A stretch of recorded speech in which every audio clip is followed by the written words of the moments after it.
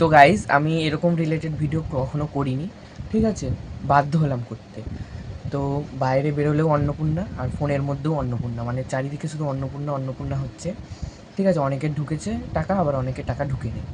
তো আমার কাছে বক্তব্য হচ্ছে যে অফলাইনে আমরা জমা দিয়েছিলাম, ঠিক আছে, 1 তারিখে জমা দিয়েছি, জুন মাসের 1 তারিখে, মানে তখন অনলাইনও চালু হয়নি, মানে হয়েছিল তখন গন্ডগোল হয়েছিল, আবার ডবল করে করতে হয়েছিল 3 তারিখের পর থেকে। তো আমরা অনলাইন তখন করিনি, অফলাইনেই জমা দিয়েছিলাম 1 তারিখে, জুন মাসের 1 তারিখে। টাকা ঢোকেনি, এখনও অবধি ঢোকেনি। তারপরে জুন মাসের কত 29 তারিখ, হ্যাঁ 29 তারিখে মা করে এসেছে অনলাইনে। তো স্বাভাবিক হয়তো নাও ঢুকতে পারে, যেহেতু লাস্টের দিকে করেছে। 1 তারিখে, জুন মাসের 29 তারিখে করেছে, আর 1 তারিখে টাকা দিয়েছে জুলাই মাসে। তো দুদিন আগে করেছে, হয়তো দেয়নি, সেটা নয় মানা যায়। কিন্তু আমার কাছে কথা হচ্ছে যে অফিসাররা বসে থাকে বিডিও অফিসে, যারা ফর্মগুলো জমা নিল, বা অঞ্চল অফিসে যারা নিল জমা, তারা তাহলে কিসের জন্য আছে? তারা কাদের টাকা থেকে মাইনে পায়? তারা কাদের টাকা থেকে মাইনে পায়? আমাদের ট্যাক্সের টাকা থেকে তো মাইনে পায় তারা। তারা যে 1 মাসে কী করলো আপনারাই বলুন। বিডিও অফিসে এখন মা গেছে, আজকেই গেছে, এক্ষুনি ফোন করেছিল। আমি বাধ্য হয়ে ভিডিওটা বানাচ্ছি। মানে কয়েক হাজার হাজার ফর্ম, কয়েক হাজার হাজার ফর্ম সাজানো আছে, মানে না দেখলে বিশ্বাস করবেন না। আর প্রচুর মহিলা গিয়ে সেখানে গণ্ডগোল, মানে ঝামেলা আরে করছে, করাটা স্বাভাবিক, করবেই। তাহলে ওরা ফর্মটা নিল বা কেন? আমার কাছে কথা হচ্ছে, তাহলে ওরা বলে দিতে পারতো যে আমরা পারবো না। আর সরকারের কাছেও একটা কথা, তাহলে অফলাইন ফর্ম তো বের করারই কোনো যুক্তিই ছিল না। সবাইকেই তো বলে দিলেই হতো যে সবাই তোমরা অনলাইনে করে নেবে, এটা তো বললেই ফুরিয়ে যেত, সবাই অনলাইনে করে ফেলতো 100 টাকা 150 টাকা খরচা করে। ওখানে তো ডবল পয়সা গেল মানুষের। আমাদের ধরো দিয়েছি, সেটা গায়ে লাগছে না, যে ওখানে 100 টাকা দিয়েছি আবার এখানে 100 টাকা দিয়েছি, সেটা গায়ে লাগছে না আমাদের। কিন্তু যারা মানে ওই 100-200 টাকাটা থাকলেও তাদের লাভ হতো তাদের। তাহলে অফলাইন ফর্মটা করার, এই 12 পৃষ্ঠার ফর্মটা করার তো কোনো যুক্তি নেই। সবাইকে বললেই হয়ে যেত যে অনলাইনে সবাই করবেন, এটা তো বললেই হয়ে যেত। অফলাইন করার কোনো যুক্তি নেই, শুধু অনলাইনে ঢুকেছে। আর জনকল্যাণ শিবিরে যারা মানে দিয়েছে তাদের কিছু ঢুকিয়েছে, আর অফলাইনে কিছু কিছু ব্লকে যারা কাজ করেছে কিছু কিছু, তাদের ঢুকেছে। ঠিক আছে, অঞ্চল বিডিও কোনো কাজ করছে না, ওই কিছু জনের ঢুকিয়েছে, বাদবাকি ওই সব যারা অনলাইনে করেছে তাদের ঢুকেছে, বাদবাকি কারো ঢুকেনি। তাহলে মানুষ যে এত হায়রানি হচ্ছে, মানুষ যে এখানে ছুটছে ওখানে ছুটছে, পাগলের মতো ছুটছে টাকার জন্য, পাবে বলে। তাহলে কি হচ্ছে? সরকার মানে কি করতে চাইছে আমি বুঝতে পারছি না। ঠিক আমি কেন, কেউ বুঝতে পারছে না।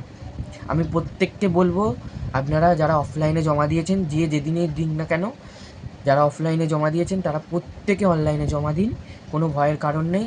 প্রত্যেকের টাকা ঢুকবে, হয়তো এই মাসে আর ঢুকবে না, হয়তো পরের মাসে ঢুকবে, প্রত্যেকের ঢুকবে।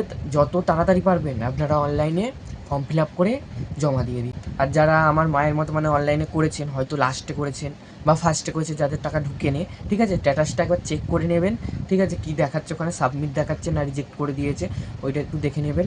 যদি সাবমিট দেখায় তাহলে টেনশন করবেন না, আশা করি ঢুকে যাবে। তো আমাদেরও সেম কেস হয়েছে, আমাদেরও মানে লাস্টে অনলাইন করা হয়েছে। আমরা জানি একবার দিয়েছি, দেখাই যাক কী হয়, তারপরে সবাই বলার পরে আবার অনলাইনে লাস্টে মানে লাস্ট মুহূর্তে করেছি। তো আমি সরকারকে এটাই বলার চেষ্টা করছি যে এরকমভাবে হয়রানি করাবেন না কাউকে, ঠিক আছে। দেখুন মানে সবাই টাকা পেতে চায়, সবারই ট্যাক্সের টাকা। আর ওই যে অফিসারগুলো বসে আছে বিডিওতে, অঞ্চলে বা পৌরসভায় বা যেখানে বসে, তারা কিসের জন্য আছে? তারা কাদের ট্যাক্সের টাকায় মাইনে পায়? তারা এই যে 1 মাস ধরে কীটা করলো তাহলে? যারা অনলাইনে করলো তাদের টাকা ঢুকে গেল, আর যারা অফলাইনে করলো তাদের কী হয়েছে? গাদা গাদা গাদা গাদা। তাহলে আপনারা বলতেই পারতেন যে আমাদের স্টাফ নেই, তাই আমরা কাজ করতে পারছি না, আপনারা সবাই অনলাইনে করে নেবেন। এখন বলছে অনলাইনে করে নেবেন 1 মাস পর। আর ফোনে মানে অনেকে অনেক রকম ভিডিও বানাচ্ছে, কেউ বলছে অনলাইনেই করো, কেউ বলছে না অনলাইনে করার দরকার নেই, অফলাইনে করেছে, একটু ধৈর্য ধরো, তাতেই হয়ে যাবে। অনেকে অনেক রকম, যে পারছে যেরকম পারছে ভিডিও বানাচ্ছে, ভিউজ কামাচ্ছে, পয়সা কামাচ্ছে। কেউ সঠিক তথ্য দিয়েছে, যারা সঠিক তথ্য দিয়েছে তাদের বলবো ঠিক আছে, আর যারা ভুল তথ্য দিচ্ছে, ভিউজ কামাচ্ছে, মানে যে যার ওই বলে না, যে যার মানে দলে সে তার নাম গাইছে, এরকম একটা ব্যাপার। আর কিছু কিছু ভুল ভাল শুধু বকে যাচ্ছে ভিউসের জন্য। আমি বাধ্য হয়ে আজকে ভিডিওটা বানালাম। যারা অনলাইন করেননি প্রত্যেককে অনলাইন করুন, যারা অফলাইন করেছেন তারা অনলাইন করুন। আর যাদের টাকা ঢুকে গেছে তাদের আর করার দরকার নেই, যাদের টাকা ঢোকেনি তারা সবাই অনলাইন করুন। আর যাদের অনলাইনে করেছেন এখনও টাকা ঢুকে নেই, তাদের মাঝে মাঝে স্ট্যাটাসটা চেক করবেন। আশা করি এতদিনে অনেক ভিডিও দেখে ফেলেছেন কীভাবে স্ট্যাটাস চেক করতে হয়। তো স্ট্যাটাসটা চেক করুন, দেখুন যে সাবমিট দেখাচ্ছে না রিজেক্ট করে দিয়েছে। তো চলুন আজকের মতো ভিডিওটা এই পর্যন্তই।